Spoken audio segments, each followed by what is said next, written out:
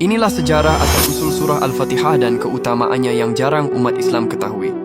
Pernahkah kalian merenungi makna di balik surah yang setiap hari kita baca dalam solat? Surah Al-Fatihah bukan hanya sekadar bacaan wajib. Di baliknya ternyata tersimpan sejarah luar biasa, keajaiban yang menakjubkan, dan keutamaan yang tak terhingga. Surah Al-Fatihah yang berarti pembukaan, dahulu diturunkan di Mekkah pada masa awal kenabian.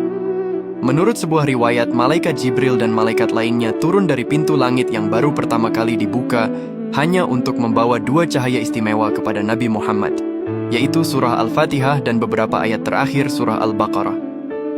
Saking agungnya surah ini, diriwayatkan bahwa iblis sampai menangis ketakutan saat Al-Fatihah diturunkan karena keberkahannya yang luar biasa. Surah Al-Fatihah dikenal juga sebagai ruqyah atau penawar segala penyakit. Dahulu ada kisah seorang sahabat yang berhasil menyembuhkan kepala suku yang sakit hanya dengan membacakan surah Al-Fatihah. Hal ini tentu menjadi bukti keajaibannya. Rasulullah pun membenarkan keampuhan surah Al-Fatihah ini sebagai obat dengan izin Allah.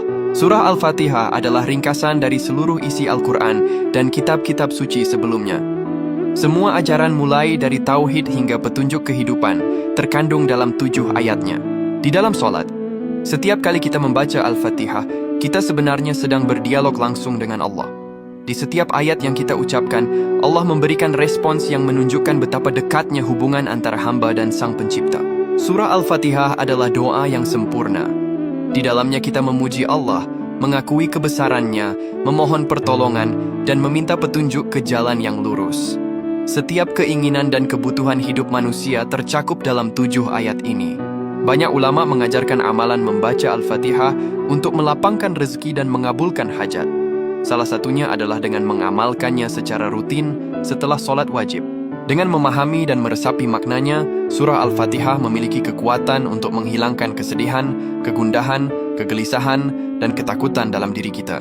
Surah Al-Fatihah adalah hadiah istimewa dari Allah bagi umat Islam. Dengan memahami sejarah dan keutamaannya, semoga kita dapat membacanya dengan lebih khusyuk dan meresapi setiap maknanya.